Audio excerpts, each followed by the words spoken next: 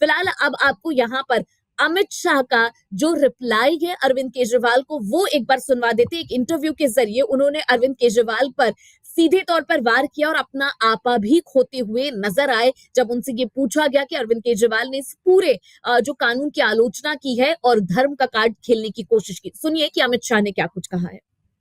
मैं आपके आलोचक के जो कमेंट्स हैं उनको पढ़ती हूँ और आप बताइए।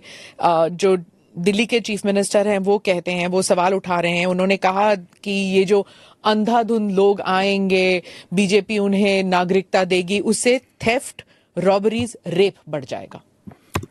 दिल्ली के मुख्यमंत्री अपने भ्रष्टाचार के उजागर होने से अपना आपा खो बैठे हैं। उनको मालूम नहीं है कि ये सारे लोग आ चुके हैं, आज भारत में ही रह रहे हैं। सिर्फ इनको अधिकार नहीं मिला है, वो अधिकार देने की बात है। 2014 तक जो आ गए इनको नागरिकता देनी है। और इतनी ही चिंता है तो वो क्यों बांग्लादेशी घुसपैठियों की बात नहीं करते हैं, रोहिंग्यास का विरोध क्यों नहीं करते हैं? क्योंकि वो वोट बैंक की पॉलिटिक्स कर रहे हैं।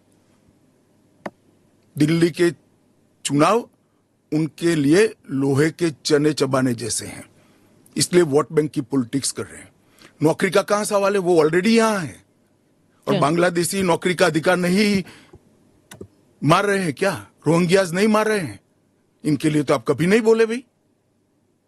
सिर्फ जो हिंदू शरणार्थी आए हैं, जो बौद्ध शरणार्थी आए, जो जैन, पारसी और क्रिश्चियन शरणार्थी, इसी का विरोध कर रहे हैं। वो यही कह रहे हैं कि आप अपने नागरिकों को नौकरी नहीं दे पा रहे हैं और इनको आप स्मिता जी वो पार्टीशन के बैकग्राउंड को भूल गई हैं। शायद उनको जो निराश्रित आए थे, जो रेफ्यूजीज आए थे, इनके परिवार के साथ एक चाय पीनी चाहिए।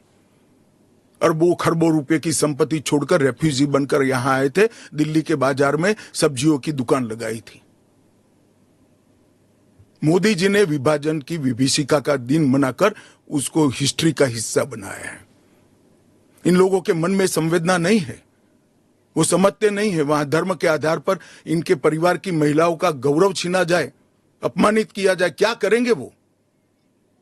इनकी वेदना हम भी नहीं सुनेंगे। 50 में आ गए, 60 में आ गए, 70 में आ गए, 80 में आ गए, आज भी नागरिकता नहीं है। बच्चों को अस्पताल में दाखला नहीं मिलता है, ढंग की नौकरी नहीं मिलती है, छुट भैया नौकरी करते हैं, अपने नाम से प्रॉपर्टी नहीं ले सकते हैं, मतदान नहीं कर सकते हैं। क्यों? क्या गुनाह है उनका?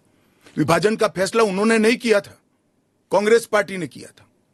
और उस वक्त सब ने कहा था कि जो आएंगे उसको हम नागरिकता देंगे। अब अपने वादे से मुकर जाना, मैं मानता हूं कि हमें तो कम से कम मंजूर नहीं है। इनकी संवेदनाओं को भारतीय जनता पार्टी भी महसूस करती है, इस देश के प्रधानमंत्री भी महसूस करते हैं, और हम मानते हैं कि इनकी ये 75 साल की वेदनाओं का अंत कभी न कभी आना चाहिए, और ये चुनाव के पहले आ जाए वो ठीक है।